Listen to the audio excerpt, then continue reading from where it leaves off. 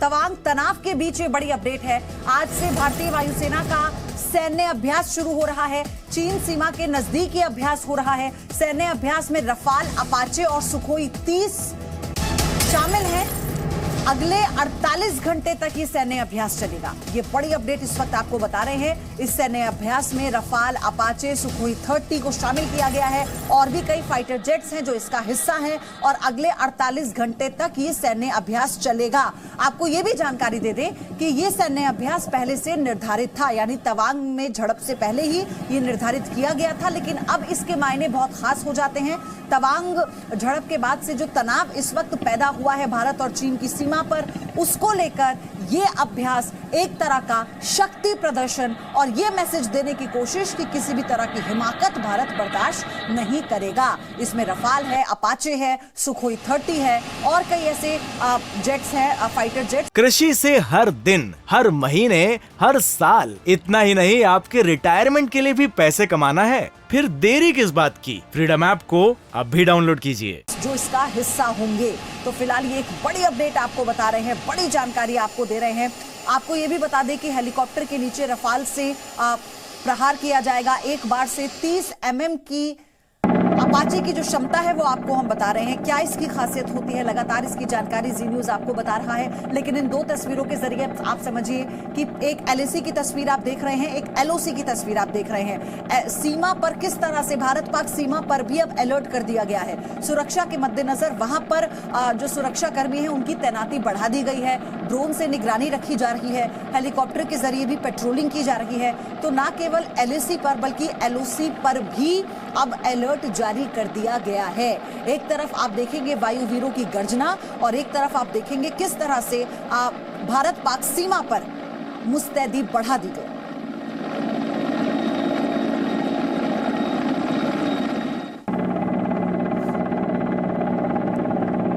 तो दो तस्वीरों के जरिए हमने आपको बताया कैसे LAC टू LOC तक हिंदुस्तान की गर्जना देखने को मिल रही है और इसी को लेकर हर एक जानकारी आप तक हम पहुंचा रहे हैं। आप इसे ऐसे समझिए, LAC 2 दिन सैन्य अभ्यास यहां पर चलना है। रफाल, सुखोई, अपाचे, शिनूक का दम देखेगा। इस वक्त चीन सीमा पर देश की तैयारी का जो परीक्षण है वो यहां पर देखने को मिल रहा है। LOC की बात जब करते हैं तो भारत पाकिस्तान सीमा पर अलर्ट कर दिया गया है। इसी के मद्देनजर बॉर्डर पर चौकसी बढ़ा दी गई है। दिन रात सेना की कड़ी निगरानी यहां पर बढ़ा दी गई है और इसी को लेकर आपको बता दें कि एक तरफ कैसे आज एक शक्ति प्रदर्शन हो रहा है LAC पर। इसमें तमाम जो लड़ाकू विमान हैं वो अपना दमखम दिखा रहे हैं और ये अगले 48 घंटों तक चलने वाला है। लेकिन LOC पर भी दिन रात सेना का पहरा, सेना की निगरानी बढ़ा दी गई है। सुरक्षा को और कड़ा कर दिया गया है। ड्रोन के जरिए नजर रखी जा रही है, पेट्रोलिंग की जा रही है, हवाई पेट्रोलिंग की जा रही है हेलीकॉप्टर के जरिए। तो इस वक्त हम दोनों अपडेट आपको दे रहे हैं। दोनों सीमाओं से जो बड़ी जानकारी आई है वो आपको दे रहे हैं। LAC और LOC दोनों की ये बड़ी अपडेट इस वक्त जी न्यूज आपके साथ साझा कर रहा है।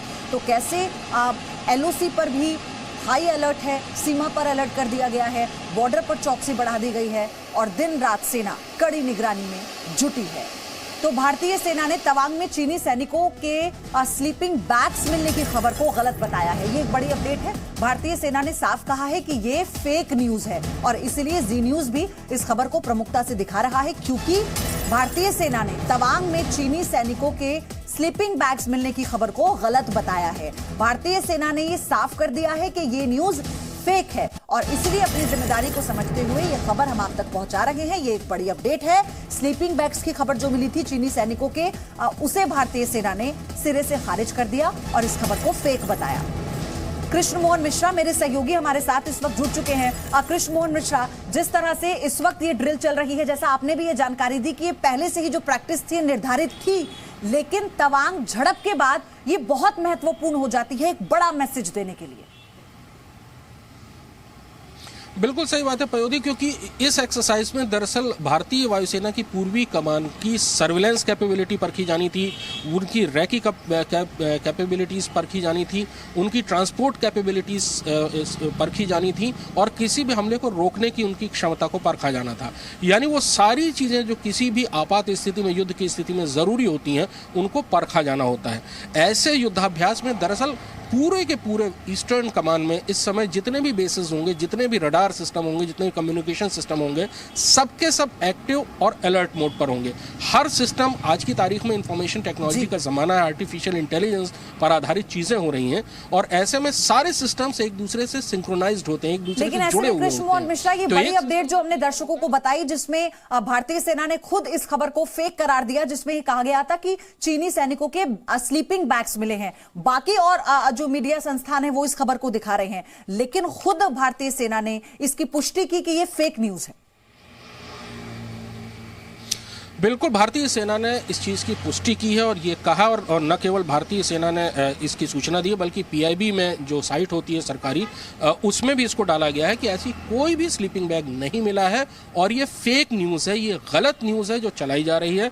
उस बैग के जो भी फोटो चल रहे हैं वो गलत हैं, चाहे वो सोशल मीडिया पर चल रहे हों या किसी मीडिया चैनल पर चल रहे हों, ये सारा गलत है। सरकारी तौर पर इसका खंडन किया है भारतीय सेना ने भी, और अब रक्षा मंत्रालय ने भी पीआईबी में इस बात को डाला है कि ये फेक न्यूज़ है, ये गलत है, ये भ्रामक है। आप बने रहिए कृष्ण मोहन मिश्रा हमारे साथ, एक बार फिर से आपका रुख करेंगे, लेकिन चीन के खिलाफ ऐसी तैयारियां जरूरी हैं, आपको ये समझना चाहिए, क्योंकि एलएसी पर चीन की कोशिश हमेशा से नया विवाद शुरू करने और घुसपैठ करने की रही है। साल 2006 से 2010 के बीच चीन की सेना ने एलएसी पर घुसपैठ की थी। 300 सैनिकों ने घुसपैठ की कोशिश की थी। वहीं वर्ष 2015 से 2020 के बीच यही आंकड़ा 600 तक पहुंच गया। 3488 किलोमीटर लंबी लाइन ऑफ एक्चुअल कंट्रोल पर 83 हॉट स्प्रिंग्स हैं, हॉटस्पॉट्स वहां पर मौजूद हैं। हॉटस्पॉट को वो जगह है जहां पर चीन के सैनिक अक्सर घुसपैठ करते हैं। नॉर्थ ईस्ट के मुकाबले लद्दाख और उत्तराखंड में हॉटस्पॉट 3 गुना ज्यादा है, अधिक है। यानी एक तरफ भारत की तैयारियां मजबूत हो रही हैं, तो दूसरी तरफ चीन की घुसपैठ करने की कोशिशें भी लगातार बढ़ती जा रही हैं।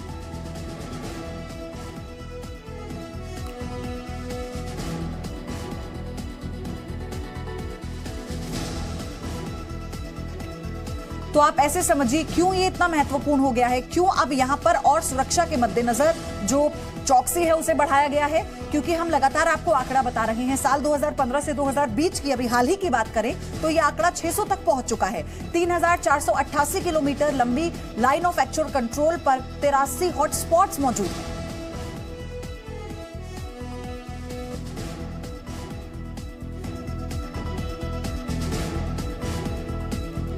तो भारत और चीन के सैनिकों के बीच अरुणाचल प्रदेश के तवांग में हुई झड़प के बाद दोनों देशों के बीच तनाव बढ़ता जा रहा है। इस बीच ये बड़ी खबर आ रही है कि आज से भारत चीन की सीमा के पास ड्रिल करने जा रहा है। भारतीय वायुसेना आज से 2 दिनों के लिए नॉर्थ ईस्ट में युद्धाभ्यास करेगी और इस युद्धाभ्यास में Rafale, Apache, Sukhoi 30 fighter jet समेत कई और फाइटर जेट्स हैं जिन्हें शामिल किया गया। यानी तनावपूर्ण माहौल में भारत शक्ति प्रदर्शन करने जा रहा है।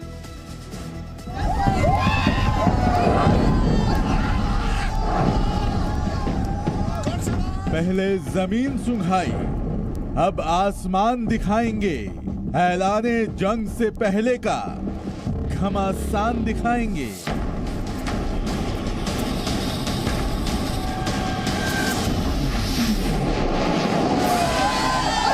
चीन के सैनिकों की रीढ़ तोड़ने के बाद अब भारत की तैयारी पीएलए को आसमान दिखाने की है। तवांग में चीन से झड़प के बाद भारतीय वायुसेना का पहला बड़ा युद्धाभ्यास आज से शुरू हो रहा है।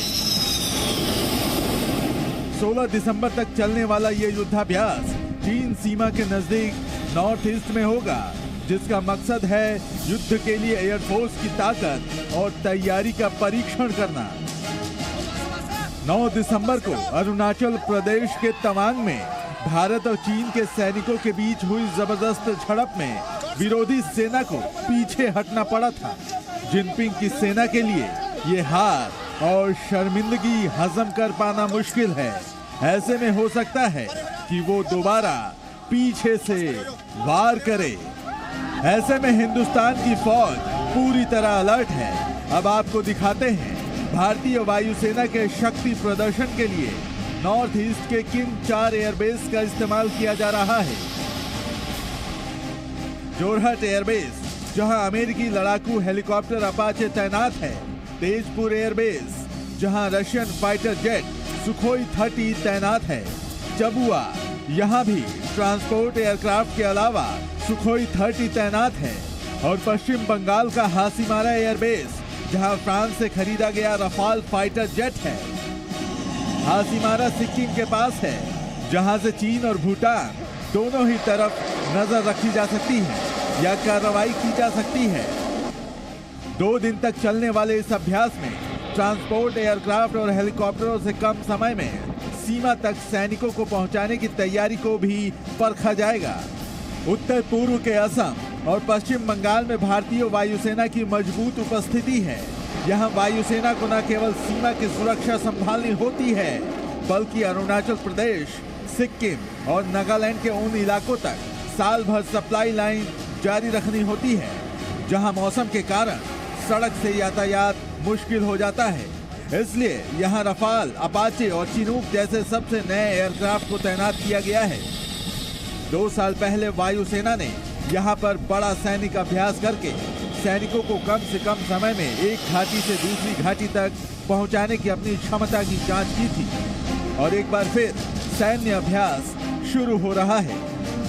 कृष्ण मोहन मिश्रा के साथ ब्यूरो रिपोर्ट, जी मीडिया।